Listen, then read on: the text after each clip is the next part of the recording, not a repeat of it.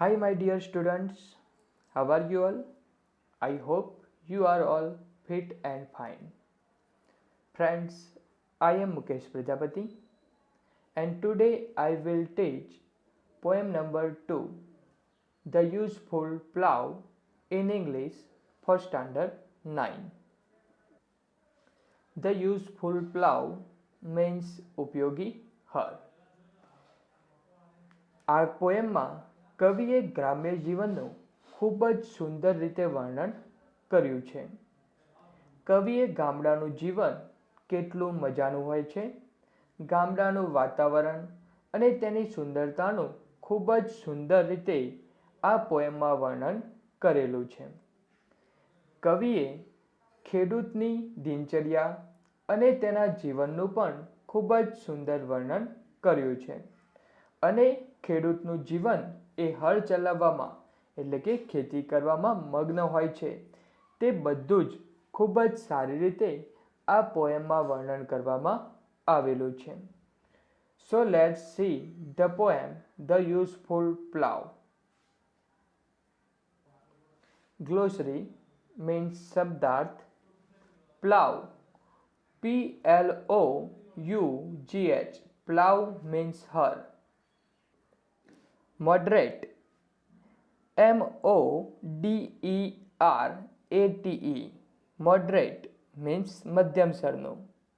Fair, FAIR, fair means Sundar. To adorn, TOADORN, to adorn means સુશોભિત કરવું. Bower, BOWER, bower means લતાકુંજ. Brow, BROW, brow means કિનાર. Twofold, TOFOLD, twofold means વાડામાં પૂડવું. To hasten, TOHASTEN, to hasten means ઉતાવળ કરવી. Bough, BOUGH, bough means ઝાડની ડાળી. Content, CONTENT,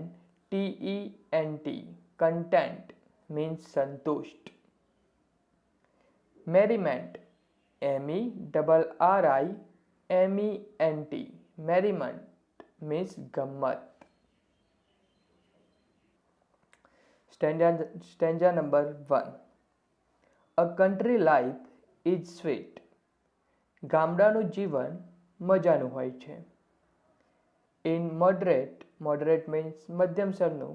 Cold and heat, કે મધ્યમ ઠંડી અને ગરમી. એટલે કે ગામડાના જીવનની અંદર કે ગામડાનું આપણે વાતાવરણ જોઈએ તો ત્યાં ઠંડી અને ગરમી કેવી હોય છે? મધ્યમ હોય છે. To walk in the air, હવામાં ચાલવું. How pleasant, pleasant means આનંદકારક અથવા તો તાજગી ભરેલું. And fair, fair means Sundar, આહ્લાદક. In every field of wheat, wheat means ઘઉં અને field એટલે ખેતર. તો આખું વાક્ય થશે કે ઘઉંના દરેક ખેતરની તાજી અને સુંદર અથવા તો આહ્લાદક હવામાં ફરવું.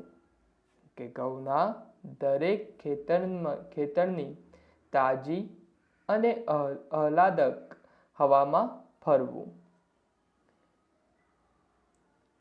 The fairest, fair means સુંદર મધ્યમ સરનું. The fairest of flowers, adorning, adorn means સુશોભિત કરવું. The bowers, bower means લતાકુંજ. And every meadow, meadow means ઘાસનું મેદાન. Brow, અને brow means કિનાર અથવા તો ધાર. કે સૌથી સુંદર ફૂલો બધી લતાકુંજને અને ઘાસના મેદાનની કિનારીને સુશોભિત કરે છે. કે આખા વાક્યનું ગુજરાતી શું થશે? સૌથી સુંદર ફૂલો, કે ધ ફેરિયેસ્ટ ઓફ ફ્લાવર્સ મીન્સ સૌથી સુંદર ફૂલો. અડોર્નિંગ મીન્સ સુશોભિત કરે છે. તો શાને સુશોભિત કરે છે? ધ બાવર્સ, કે બધી જ લતાકુંજને. એન્ડ એવરી મેડોઝ બ્રાઉ, અને ઘાસના મેદાનની કિનારીને. તો સૌથી સુંદર ફૂલો બધી લતાકુંજને અને ઘાસના મેદાનની કિનારીને સુશોભિત કરે છે. એટલે કે આપણે ગામડાનું જોયું હોય તો ગામડામાં શું હોય કે આપણને ચારે તરફ હરિયાળી જોવા મળે છે અને બધે જ આપણને રંગબેરંગી ફૂલો પણ જોવા મળતા હોય છે. તો આમ પહેલા સ્ટાન્જાની અંદર કવિ એ ગામડાને સુંદરતા વિશે દર્શાવે છે, કે એ સુંદરતાનું વર્ણન કરે છે કે ગામડાનું વાતાવરણ કેવું હોય છે? તો તાજગી ભરેલું હોય છે. અને ગામડાની અંદર જે ખુલ્લા મેદાનો કે ખેતરો હોય છે એ પણ રંગબેરંગી ફૂલોથી કેવા હોય છે? સુશોભિત થયેલા હોય છે. Question number 1. Write the rhyming words in the stanza. કે આ સ્ટાન્જામાંથી નીકળતા રાઇમિંગ વર્ડ્સ. તો કયા બે રાઇમિંગ વર્ડ્સ છે? Hit, wit. હિટ, વિટ એ બંને શું છે? રાઇમિંગ વર્ડ્સ છે. Question number 2. What does the poet say about a country life. ગ્રામ્ય જીવન વિશે કવિ શું કહે છે? કે ગામડાના જીવન વિશે કવિ શું કહે છે? The poet says that. કવિ કહે છે કે a country life is sweet. કે ગામડાનું જીવન એ મજાનું હોય છે. Question number 3. What does the poet say about the weather in a country. કે ગામડાના વાતાવરણ વિશે કવિ શું કહે છે? The poet says that. કવિ કહે છે કે cold and heat in a country are moderate. કે ગામડાનું હવામાન કે કેવું હોય છે? મધ્યમ ઠંડી અને ગરમીવાળું. કે ગામડામાં મધ્યમ ઠંડી અને ગરમી હોય છે. Question number 4. What does the poet enjoy in a country. કવિ ગામડામાં શાની મજા માણે છે? The poet enjoys walking in the pleasant and fair air of the wheat fields. કે કવિ એ ઘઉંના ખેતરોની અંદર કે કવિ એ ઘઉંના ખેતરોની તાજી અને આહલાદક હવામાં ચાલવાની મજા માણે છે, કે તેમાં ફરવાની મજા માણે છે. Question number 5. What makes the bower and meadow beautiful. કે લતાકુંજ અને ઘાસના મેદાનોને શું સુંદર બનાવે છે? Answer flowers make. Flowers make, કારણ કે ઉપર મેક્સ આપ્યું છે પણ જ્યારે આપણે આન્સર ફ્લાવર્સ બહુવચન ફૂલો તો ત્યાં મેક્સનું શું થશે? Make. Flowers make the bower and meadow beautifuls. કે ફૂલો એ લતાકુંજ અને ઘાસના મેદાનોને સુંદર બનાવે છે. Stanza number 2. So that I say. તેથી જ હું કહું છું. No courtier. કોટિયર મીન્સ દરબારી. No courtier may compare with them. તેથી જ હું કહું છું કે કોઈ રાજ દરબારીની તુલના તેમની સાથે શક્ય નથી. હુ ક્લોથ્સ ઇન ગ્રે. જેમના કપડાં કેવા છે? જૂના પુરાણા છે. And follow the useful plough. અને હળ ચલાવે છે. એટલે કે આખું થશે કે એટલે જ હું કહું છું અથવા તો એટલે જ મને લાગે છે કે જૂના પુરાણા કપડાં પહેરીને હળ ચલાવતા સાથે કોઈ રાજ દરબારીની તુલના અશક્ય છે. એટલે કે આ સ્ટાન્જામાં કવિ કહે છે કે કોઈ રાજદરબારી અને ખેડૂત બંને વચ્ચેની તુલના કરે છે કે જે ખેડૂત છે એની સાથે કોઈ રાજદરબારીની પણ તુલના થઈ શકે નહીં. તો અહીંયા ખેડૂતની વાત કરવામાં આવેલી છે. Question number 6, right the rhyming words in the stanza. તેના સ્પેલિંગમાં મિસ્ટેક થયેલી છે. Answer May grey. Question number 7, who does the poet refer to when he says who clothes in grey? કવિ જ્યારે જૂના પુરાણા કપડાં પહેરે છે એમ કહે છે ત્યારે તે કોનો ઉલ્લેખ કરે છે? Answer, when the poet says who clothes in grey, he refers to the farmers. કે જ્યારે કવિ જૂના પુરાણા કપડાં પહેરે છે તેમ કહે છે ત્યારે તે ખેડૂતોનો ઉલ્લેખ કરે છે. કે જ્યારે આ પોએમની અંદર જ્યારે એમ કહેવામાં આવ્યું કે જૂના પુરાણા કપડાં પહેરે છે ત્યારે તે કોનો ઉલ્લેખ કરે છે? ખેડૂતોનો ઉલ્લેખ કરે છે.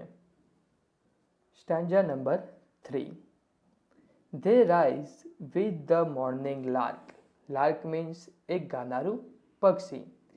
કે તેઓ લાર્ક સાથે તેમની સવાર થાય છે. તે મીન્સ અહીંયા ખેડૂતોની વાત થાય છે કે જે ખેડૂતો છે એમની સવાર પણ જે લાર્ક પક્ષીના અવાજ એટલે કે એના કલરવ સાથે એમની સવાર પણ થઈ જાય છે. એટલે કે આ લાર્ક નામનું જે પક્ષી છે એ વહેલી સવારે એ કલરવ કરે છે. એટલે કે એમની સવાર પણ જે ખેડૂતો છે એમની સવાર પણ વહેલી જ થઈ જાય છે. તે પણ વહેલા પરોઢિયે ઉઠી જાય છે. એન્ડ લેબર મીન્સ શ્રમ કરવો, પરિશ્રમ કરવો. And labour till almost dark, અને સૂર્યાસ્ત સુધી. ઓલમોસ્ટ ડાર્ક મીન્સ સૂર્યાસ્ત, સૂર્ય આથમે છે ત્યાં સુધી, અને સૂર્યાસ્ત સુધી સખત શ્રમ કરે છે.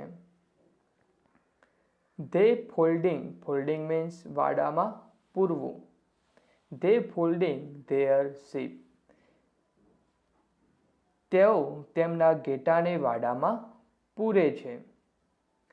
they hasten means ઉતાવળ કરવી. they hasten to sleep, તેઓ ઊંઘવામાં પણ શું કરે છે?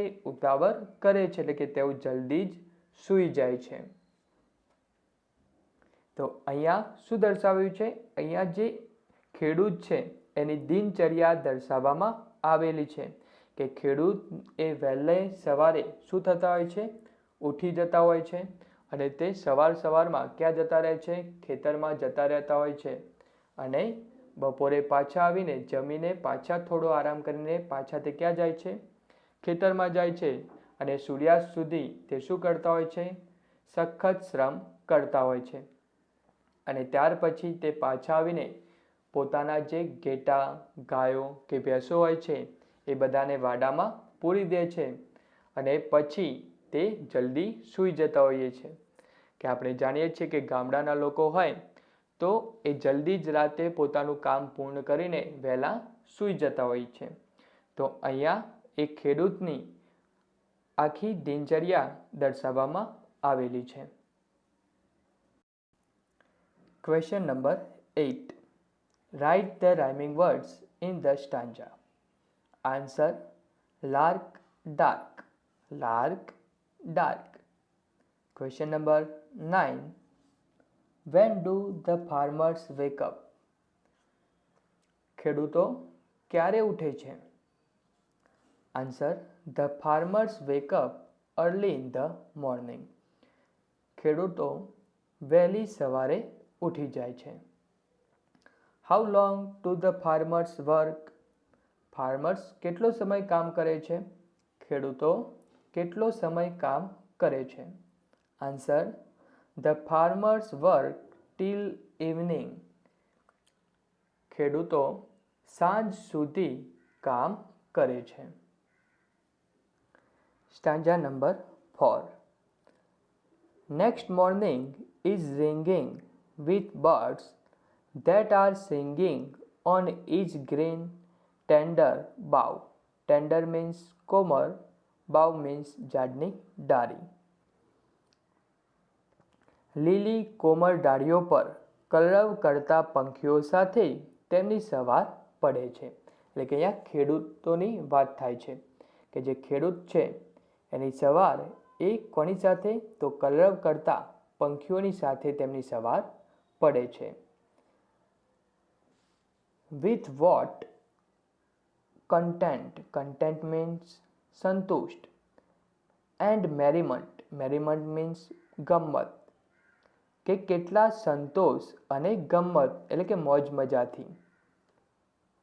એટલે કે their days are spent. તેમનો દિવસ પસાર થાય છે. એટલે કે જે ખેડૂત છે એનો દિવસ એ ખૂબ જ સંતોષ અને આનંદથી, ખૂબ જ ગમ્મતથી પસાર થાય છે. Whose mind are bent to follow the useful plough. કે જેમનું મન ફક્ત હળ ચલાવવામાં જ મગ્ન છે. કે જે ખેડૂતો છે એમનું મન એ ખેતી કરવામાં એટલે કે હળ ચલાવવામાં જ કેવું હોય છે, પરોવાયેલું હોય છે. તો અહીંયા ખેડૂતની જ ચર્ચા કરવામાં આવેલી છે કે જે ખેડૂત છે એની સવાર એ ઝાડ ઉપર બેઠેલા પક્ષીઓના કલરવથી થાય છે અને તેમનો આખો જ દિવસ એ ખૂબ જ સંતોષ અને ગમ્મત સાથે પસાર થાય છે. અને એમનું જે મન છે એ માત્ર હળ ચલાવવામાં એટલે કે ખેતી કરવામાં જ પરોવાયેલું હોય છે.